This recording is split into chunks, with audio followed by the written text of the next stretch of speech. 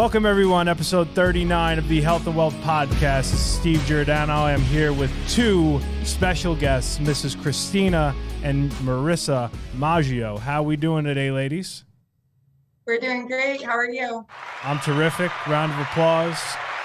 Sisters out of Boston. I'm from New York, so we're supposed to fight with each other, but we won't. We will love. That's great. So first, you're originally from that area, correct? Yep, we grew up here. Yeah, born and raised. Wow. So never left. Nope. I want to leave. She doesn't want to leave. I never left. Okay. But now you build a big business that you could actually be anywhere. Exactly. Yeah. Which is the goal. That's why I'm allowed to leave soon, but she's probably not going anywhere. No, I'm probably gonna keep my word there. I love it here. Okay. What would be the perfect place for you to live? I want to get a second place. I love Miami. You gotta Probably go back and forth to Miami and Boston. Yeah, no doubt. So now you ladies have been with FFL how long now? Probably what, 3 years probably? Yeah, right around there. Myself, a little over 3. Christina, Just over 2 years. Okay. So what brought you to insurance to begin with? yeah, so I'll kind of answer that question. I remember coming out of college, Steve, and I had just graduated bachelor's degree with business economics and finance was my double major, minor in philosophy, which was kind of very random in there. And I guess when I graduated, I felt like I wore this hat of like entitlement, like, oh, now I'm entitled to this amazing, career path, so to say, right? So Christina and I actually lived together at the time. And I remember going off to her like a couple weeks after graduation, and I would just started crying. And I told her like I was a loser because I just graduated. I didn't have a real job yet. And I didn't know what I was going to do. So we're going back, probably 7 years now. And I was on Craigslist. So I replied to a couple different job ads, and one of them was insurance. I didn't know it was insurance at the time.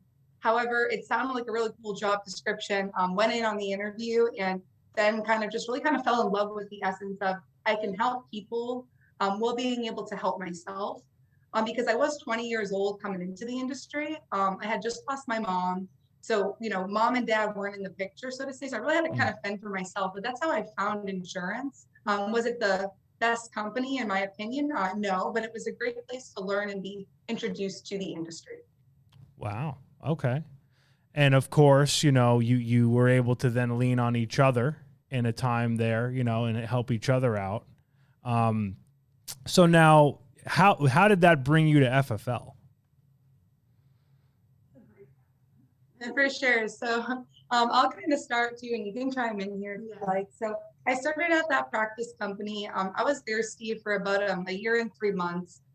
What really kind of, there was quite a few things that kind of pushed me out of there, so to say. But the biggest thing was that I stopped feeling like I was actually helping the agents I was bringing in.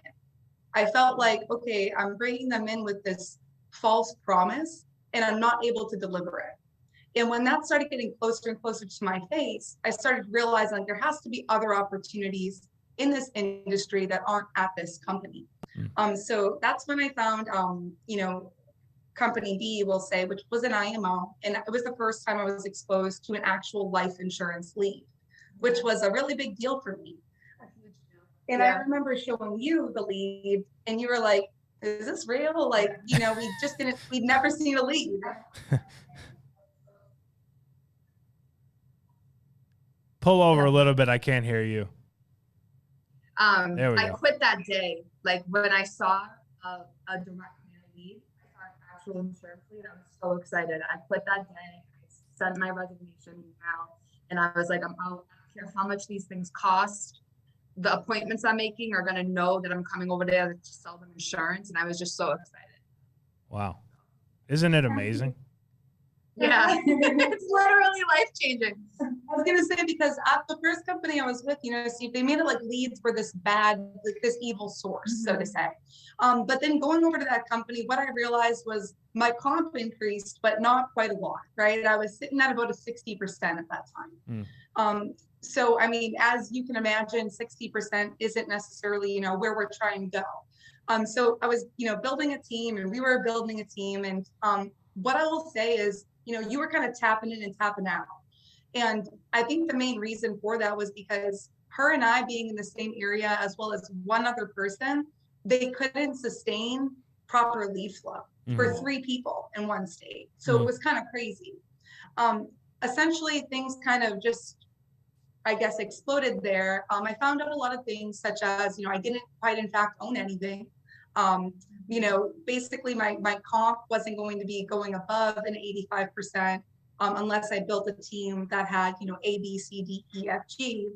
And then eventually, people from FFL were reaching out to me, and a lot of people from our team were going to Family First Life. So I kept thinking, like, what's this Family First Life, and why is everyone going there? So I actually started responding to a message on LinkedIn. So it was somebody who I had literally told to, fly a kite many times, and how happy I was. And I reached back out to that individual a year later and got started, with him. And I'm really happy that I did. But what I'll say, Steve, is I know that this is my final shot in this industry. And I'm so happy that I took it here, because I don't think I would have been able to necessarily believe in this industry if I didn't come to Family First Life. I already had 2 at-bats. I was like, I was really iffy on even coming into here. And then we had sat down with Sean Mike, and, he looked me in my face and said, this is left, this is right. Do you want in or do you want out? And I was like, let's go. I put my head down, went to work, and really never looked back. Yeah. Wow. What do you think you would be doing if, option B or company B hadn't worked out? That's a great question. I mean, for me, I think that I would be, I don't know, probably at your nearest Starbucks or serving or bartending. True. Probably bartending. Yeah. Got it. Okay. Now, you early on in the business, even before FFL, you both had this idea of having a business and not just being a producer. What brought that business entrepreneurial thought process to you at such a young age? I mean, for me, I knew I always wanted to run and grow my own business. I didn't know exactly what that was going to look like, feel like, or sound like. But when coming into FFL, I knew that there was an opportunity that I could actually own something. For me, it was like, right now, I'm not married, I don't have kids. It was, let me build what I will need to set in stone what would be safe for, me and my family's life as I grow up and move forward. So my driving factor was always, let me grow a business in my 20s, in my 30s, so that in my late 30s and my 40s, I can live the life that I want my family to live and that I want to live. So that was always my driving motivator, was being able to control what I wanted to be able to control. Yeah. Does that make sense? Yeah, 100%. Now, kind of that dynamic of you two working together, right? There's a lot of, power couples, husband and wives at FFL. You guys, obviously sisters. Are you the only sisters? You're probably the only sisters that I know of. That's coming to mind. Yeah. Right? Yeah. Okay. So that dynamic, because I know, like I work with Margot, and, she's, you kind of have to keep it where it's separate in a sense, right? And what ends up happening, I'm sure it happens with you two, you're talking about it constantly because you're living it, living, breathing. It's how you pay your bills and take care of your family. How is that dynamic, the good and the challenging? I mean, it's literally all we talk about. Like, we'll be on the phone for hours even after we leave the office about the business. So I think it's definitely spoken to just about every other avenue in our life. To be honest, at this point, it's pretty much just what we do. It's pretty much just become so accustomed. I don't know if there's really that many negatives. Like, butt heads, absolutely. But the positives outweigh the negatives so much. Yeah. Without her being in this business, I don't know if I would have been able to get like where our agency is. Like, just hold each other so accountable. I truly, I couldn't, and I'm not just saying this, that's just my sister. So Yeah. honestly, for the most part, it's definitely really positive. Like I said, butt heads, but we get over it. Like, no, neither of us are going anywhere in our personal business life. Right. Like, you know what I mean? Like, it's kind of like, okay, too bad, so sad. Like, I'll call you in 15 minutes. Right. Yeah. One of the things from afar, not to cut you off, that I noticed just from watching the way you guys manage things, and obviously we see so much on social media, it looks like you guys, correct me if I'm wrong, you're yin and the yang, right? Like, one of you has positives in one component and the other one has positives in the other, and it looks like you're doing a good job of kind of melding the two together. Yeah, absolutely. And I'll speak to that for sure. I mean, I think that when Christina and I, were established at FFL and we both had a strong belief within the company, at that point it was, okay, we're going to build this business. What are our strong suits, right? Yeah. We both produced, we both have written, at high volumes at prior companies. But, I was here already writing and loving writing business, helping families. And I decided that I was going to hone in on that side of the business. And you decided that she was going to hone in on the recruiting side of the business. Mm-hmm. And what I'll say to that too is you really took the reins in terms of knowing absolutely nothing. Because Steve, if you can think back, 2.5 years ago, there was a lot less out there on how to hire, who not to hire, et cetera. So you kind of just made that like playbook, so to say. So there's definitely a lot more strengths on your side, I would say, from a building standpoint. And then from a personal production standpoint, we really just said, how are we going to utilize the time in the most effective way without hurting anyone's feelings, right? Like it wasn't about, who wants to go. It was about who's going to go and make a bigger impact. Mm-hmm. And at that point in time, that was me. That is me. Yeah. And just like on the building side, it's Christina. So I think that, being able to almost say, this is your side, this is my side, but they're always going to meet in the middle, is almost how we run our business. Does that make sense to you? Yes. What do you target for yourself personally to produce or families to protect in a month? Like, what's your number where you say, this is the number I have to hit in order to fund the business? That's a great question. I always say helping 40 families a month should ensure that you can, help your family. You can focus on helping other families because if you're focused on, the money in your pocket, you can't help families. And you can focus on building your business. And you're never going to have issues in terms of finances while trying to run your own production, run a business, and the expenses in between. Yeah. So 40 families was always what I wanted to do and what I want to do each and every month minimally. Yeah. And from a structure, you obviously have had the office now, what, year and a half, something like that, maybe 2 years now, right? Right about a year and a half. Yeah. Okay. What other structure and staff do you have in place in addition to the both of you? Yeah, that's a great question. So do you want to go ahead? So we have an amazing recruiter on social media, Madison. She goes by Maddie. If you check our social media, she's everywhere, all over TikTok, Instagram, Facebook, whatever it may be. So when she came in, she initially came in as a recruiter, if you will, and she was just doing a lot of cold market resources. But more recently, she's really transitioned to social media recruiting. And it's definitely been a change for all of us. But that's who our staff is right now. And then we also use like virtual assistants too. Got it. Day-to-day, like admin type work. Okay. Yeah, and it's interesting because like I feel all of us as a company, we kind of went from the old like, hey, let's use a ZipRecruiter and Indeed, and at the end of the day, everything we all know works a little, but the social media component of, hey, I do a reel and now however many people see it, and then I can message them on Instagram or message them on LinkedIn, like that has been a game changer. So how did you guys evolve? Because it seems like you were ahead of the curve when it comes to the TikToks, and you're like the queen of videos on TikTok. So both of you.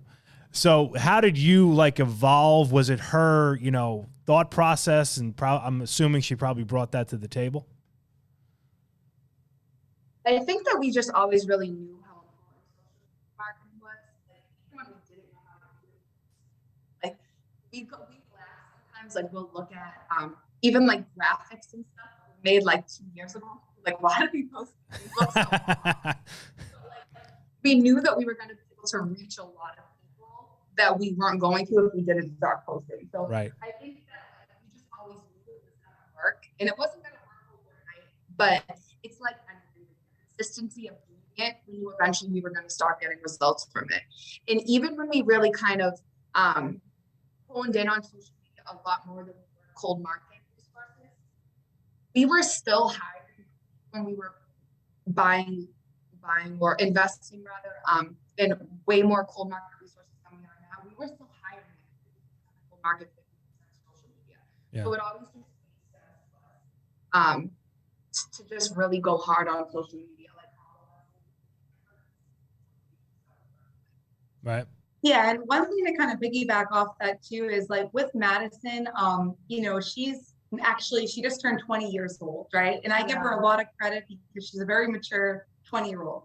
However, she's a lot more hip to, you know, what's happening on the social media world, right? She's in college and she's seeing what's kind of being put out there and what the kids are looking at, so to say. So it's like, you know, they're on TikTok, you know, she's like, hey, like basically this is what the format me and my friends are using, you know?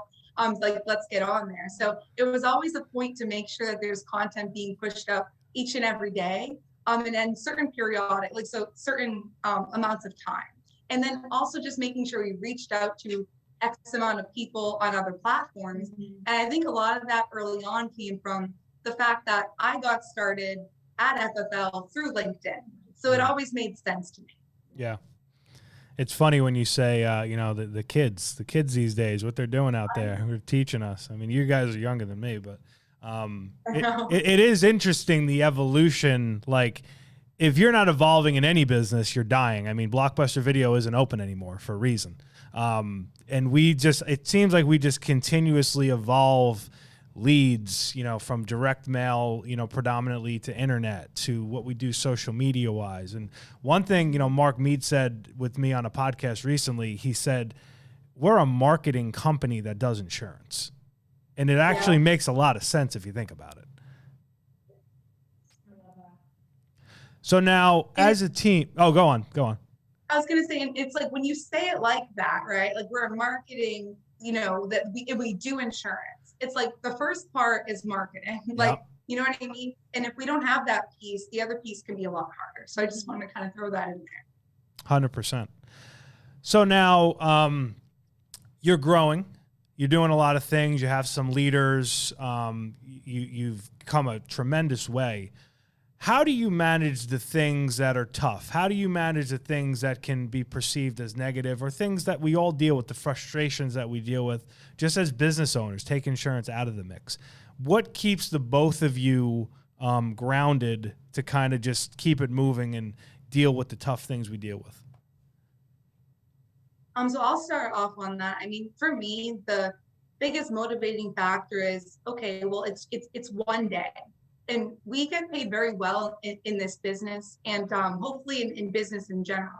And it's the point is at the end, it's going to pay off. So every hard situation, every hard conversation, everything that we have to deal with that might be tedious, or you might just not really want to do it or not want to have that conversation or not want to relay that message. It's like we get paid, you know, well to handle big problems. And I'll never forget calling Paul McLean and talking to him about like when I started handling new obstacles. And he said just that to me. He asked me, he said, do you feel like you get paid well? I said, I mean, yeah, you know, it was kind of rhetorical, right? And I said, yeah, of course I do. He said, so why don't you think that comes with, you know, a big responsibility? And I said, well, it does. And he said, okay, so this is how we're going to learn. We're going to just start executing. And if we make mistakes and we learn from them. But we don't ever not face the problem. We face the problem head on immediately because the sooner we face it, the sooner we pass it. And I always like every day I think about that because it's just a tunnel vision mindset of just we're going forward and there is a goal. Very good point. Yeah. Anything negative is that moment in time. And it's just that it's a moment. It's not, you know, it's not fatal. You know, like there is a tomorrow. There's a client out there that needs insurance after a chargeback. You know what I mean? Like there's all of that. So now in your growth and from what I can see from my vantage point, it seems like you have some leaders, some emerging leaders on your team. What are things that you did to kind of help them get there? And what are some things that you're doing now to kind of take them to the next level as they build their businesses?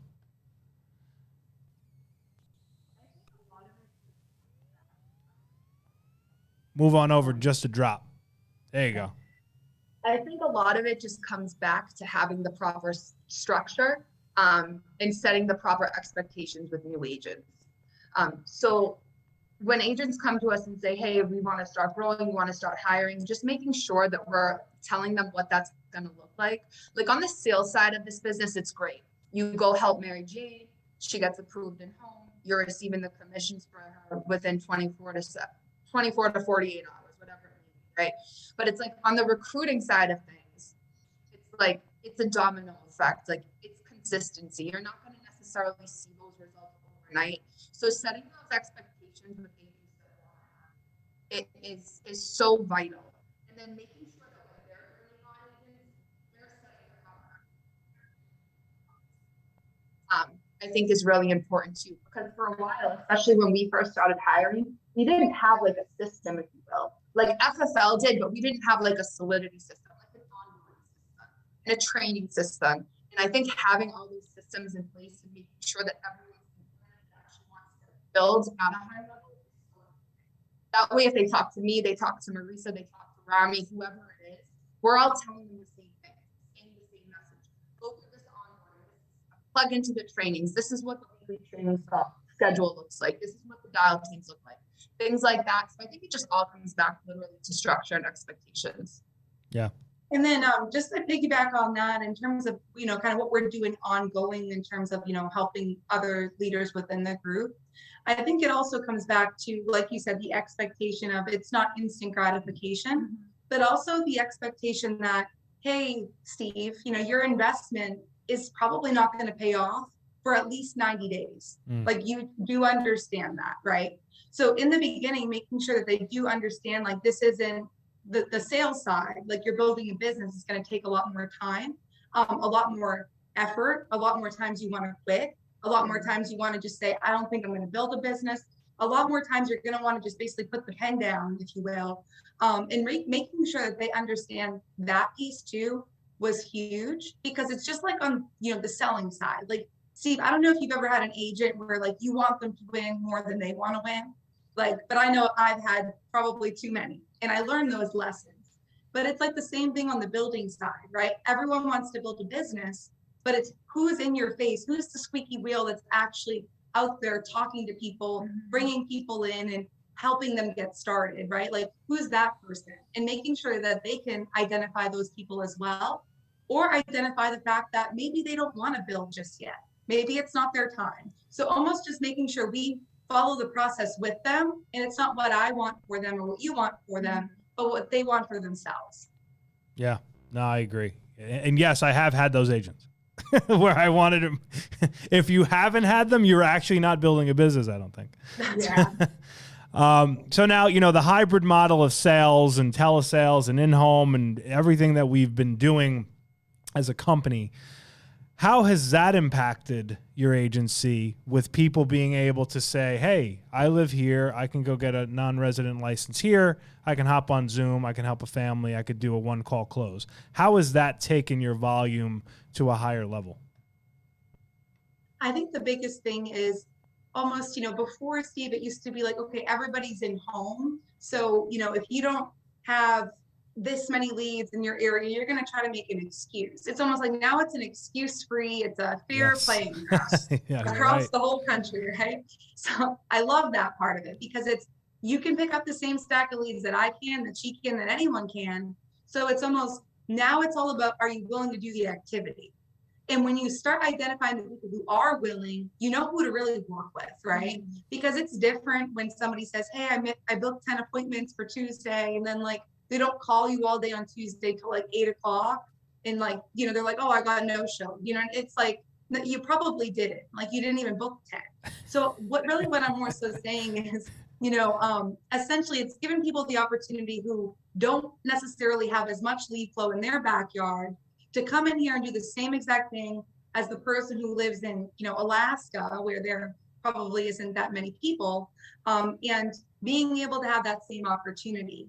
Also being able to do it over the phone. If there's a medical impairment that, has come about, there's somebody at home they have to take care of. And just having the freedom and flexibility for some people as a parent, as an individual, to really just be able to do it on their terms. And I think that it's grown our volume immensely in regards to almost having like this 50-50. A lot of our agents do run a hybrid type model where they're in home 2 days a week and they're, on Zoom or doing telesales the other 2. And it seems to be working out for the ones who actually work, just like the in-home side, right, Steve? So that's kind of what we've been seeing on our end. Yeah, it's like if you think you're gonna, sit in your pajamas and like make 3 calls and sell on telesales, like it's not gonna work. But if you're willing to work, like you said, I love that. That we're gonna make a TikTok out of that, where it's if you're willing to work, this will work for you, but you have to work. It's not just gonna come to you. Exactly. Yeah. What are your goals now that we are, man, it's crazy. We're 6 months through the year, right? We're June, right? Yeah. Half the time I can't even keep track what month it is. So we're halfway through the year. How are you guys going to wrap this year and then propel yourself into, 2023? Christina, go for it. So our goal is definitely to get to 1,000 families protected in Maggio as soon as possible. So that's like our next goal. For. We obviously are looking to sign an integrity deal. So that's really what we're aiming for. So 1,000 families protected as soon as possible, and then be in the top as soon as possible too. Love it. So leave us with this parting thoughts for, I guess we'll say, people looking to get into the industry and looking at FFL as an option. Why should they make the jump to work at this company? There's so many reasons. You want to go? Yeah, what I would say is if you're looking to get into the industry, give yourself a shot. I never thought I was going to be able to do something talking to people. I was really shy. I still am typically, an introvert. However, you can overcome that. So don't limit yourself there. If you're looking to get into the industry and you're looking at Family First Life, or you're already in the industry and you're looking at Family First Life, what I can tell you is I was with 2 practice companies. I signed a contract, or I signed contracts. I was captive before. I had a very low comp. I lost renewals. Do your research. And when you do your research, you'll come to find out that the contract does matter. Your comp level does indeed matter. Your renewals definitely matter, because that's what's going to pay you in the future. And the training and support that we have here, I truly believe is second to none. So if you're looking into FFL, I suggest you look deeper into the insurance industry. And if you find a better opportunity, reach out to me personally, because I'd love to hear about it. Because I just truly don't believe that there is a better place in this space that you can be. I like that. Ringing endorsement. All right. So next time, if I'm ever up there, which I have to start traveling more, I'm going to join you for our Solidity podcast that you do. Yes. See, I pay attention. That was clever. We love that. Yeah, we'll do that. When are you down back in Miami? We'll be out there soon. Probably sooner rather than later. Yeah. Yeah, knowing you, you'll be down here. You'll be down here sooner rather than later for sure. Yeah. It's really hot now, though. It's really hot now. I bet. But I love that. That's Yeah. my favorite. 100%. Well, you guys are awesome. Learned a lot from both of you. Love seeing your journey, what you guys are doing, and there's no doubt you are going to be board member by the time the convention rolls around. Can't wait to see it. And then Integrity will be knocking on the door. So thank you for all you do, and more than happy to do anything for the both of you. Awesome. Thanks so much for having us on today, Steve. I appreciate you. You got it. All right, guys. See you next week. Take care. Take care. Bye, guys.